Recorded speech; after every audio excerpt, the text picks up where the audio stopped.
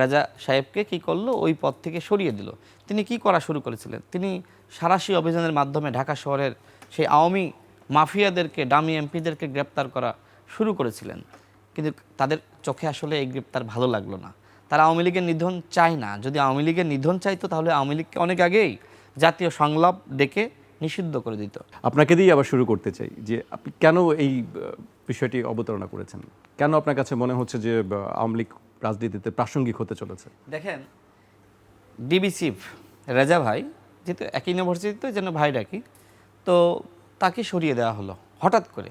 মেঘলা আলম নামক একজন মডেলকে, হ্যাঁ ডিবি চিফ মানে ডিবির প্রধান, তো ওই মডেলকে তিনি গ্রেপ্তার করলেন এবং সেই গ্রেপ্তারের নির্দেশনা আইজিপি, ডিএমপি কমিশনার এবং যিনি প্রধান উপদেষ্টার বিশেষ সহকারী খুদাবক্স চৌধুরী, তিনি নির্দেশনা দিয়েছিলেন। পরবর্তীতে ওই ঘটনাকে ইস্যু করে তাকে সরিয়ে দেওয়া হলো। আইন উপদেষ্টা কি বলেছিলেন? যে তাকে গ্রেপ্তার করার প্রক্রিয়াটা ঠিক হয়নি। এরপরে মানে গণেশ উল্টে গেল, রাজা সাহেবকে কি করলো, ওই পদ থেকে সরিয়ে দিল। তিনি কি করা শুরু করেছিলেন? তিনি সাঁড়াশি অভিযানের মাধ্যমে ঢাকা শহরের সেই আওয়ামী মাফিয়াদেরকে, ডামি এমপিদেরকে গ্রেপ্তার করা শুরু করেছিলেন। কিন্তু তাদের চোখে আসলে এই গ্রেপ্তার ভালো লাগলো না। তারা আওয়ামী লীগের নিধন চায় না। যদি আওয়ামী লীগের নিধন চাইতো তাহলে আওয়ামী লীগকে অনেক আগেই জাতীয় সংলাপ ডেকে নিষিদ্ধ করে দিত। দেখেন, আমরা এরপরে দেখলাম ঢাকা শহরের বিভিন্ন জায়গায় এখন কিন্তু আওয়ামী লীগ মিছিল করছে। এমনকি খুলনায় একই দিনে 4টা মিছিল করেছে খুলনাতে।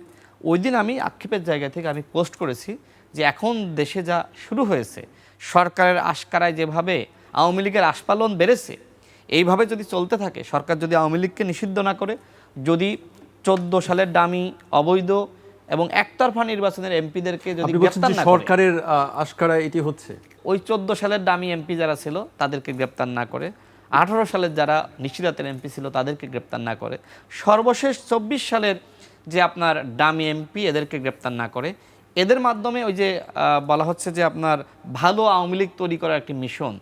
ভালো আওয়ামী লীগ আবার কি? আওয়ামী লীগ যে করেছে তার মধ্যে ভালো কে আর মন্দ কে? সবই তো খারাপ ছিল। তারপরেও আমরা মানবিকতার জায়গা থেকে আমরা বলছি যারা একদমই কিছুটা মানে খুব কম অন্যায় করেছে বা অভ্যুত্থানের সময় চুপচাপ ছিল, তাদেরকে গ্রেপ্তার করার দরকার নেই।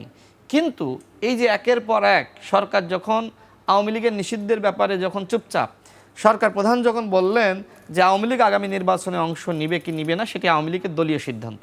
দলগতভাবে এখন আওয়ামী লীগ কী করলো যে আগামী নির্বাচনে অংশ নেওয়ার জন্য আমাদের এখন আমাদের শক্তিমত্তা দেখাতে হবে। সেই জায়গা থেকে শুধু খুলনাতেই তারা 4টা মিছিল করেছে। ঢাকা শহরে বিভিন্ন জায়গায় অলিতে গলিতে তারা মিছিল শুরু করেছে। এবং দেখেন, এক সময় কিন্তু মাস্ক পরে মিছিল করতো, এখন আর আওয়ামী লীগ মাস্ক পরে না।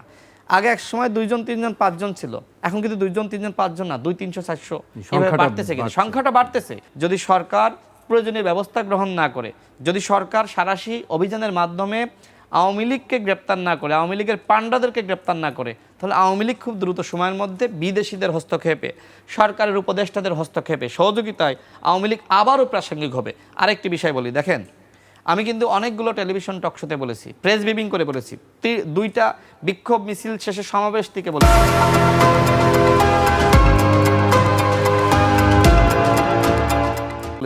সরকারের 2 জন উপদেষ্টা, একজন হলেন আদিলুর রহমান শুভ্র আর একজন হলেন রেজওয়ানা, যাদেরকে আমরা খুব ফ্রেশ ইমেজের উপদেষ্টা মনে করি, এই 2 জন মিলে 3 জন ডামি এমপির জামিন করিয়েছেন। তার মধ্যে স্বয়ং আমার জেলা ঝিনাইদহ সদরের একজন ডামি এমপির আওয়ামী লীগের নেতার জামিন করিয়েছেন।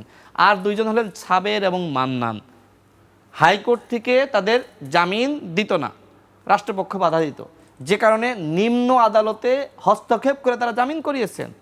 এই হচ্ছে আওয়ামী লীগের পুনর্বাসন কার্যক্রম সরকারের উপদেষ্টারা করতেছেন। আমি এর আগে অনেকবার বলেছি। তো উপদেষ্টারা যখন আওয়ামী লীগকে নিষিদ্ধ করেন না, উপদেষ্টাদের মধ্যে 3টা গ্রুপ, তারা এসে একটা গ্রুপ প্রধান উপদেষ্টাকে বলে যে আওয়ামী লীগকে নিষিদ্ধ করা উচিত, জনগণ চাই, আগামী নির্বাচনে আওয়ামী লীগকে অংশ নিতে দেওয়া যাবে না। আর একটা গ্রুপ এসে বলে যদি আওয়ামী লীগকে নির্বাচনে অংশ নিতে না দেন তাহলে তো বিদেশিদের কাছে নির্বাচনের গ্রহণযোগ্যতা থাকবে না, আপনি যে আন্তর্জাতিক মানে নির্বাচনটা করতে চান সেই নির্বাচনটা হবে না। আর একটা গ্রুপ নিউট্রাল, সুশীল, চুপ থাকে, এদিকেও না সেদিকেও না, এই 3টা গ্রুপ। তো দেশ তো এইভাবে চলতে পারে না। আওয়ামী লীগ গণহত্যা চালিয়েছে, গণহত্যাকারী দল, আওয়ামী লীগের ব্যানারে কেউ নির্বাচনে অংশ নিতে পারবে না। একই সাথে যারা 14 সালের, 18 সালের এবং আপনার 24 সালে ইলেকশন করেছে, আওয়ামী লীগের তাদের কেউ নির্বাচনে অংশ নিতে পারবে না। আওয়ামী লীগের পরিবারের একজনও গণহত্যার বিচারের আগে নির্বাচনে অংশ নিতে পারবে না, এবং সেই জন্য যদি নির্বাচন কমিশন ঘেরাও করা লাগে আমরা সেটি করব, সেজন্য যদি আবার আন্দোলন করা লাগে আমরা সেটি করব, আমাদের কথা স্পষ্ট।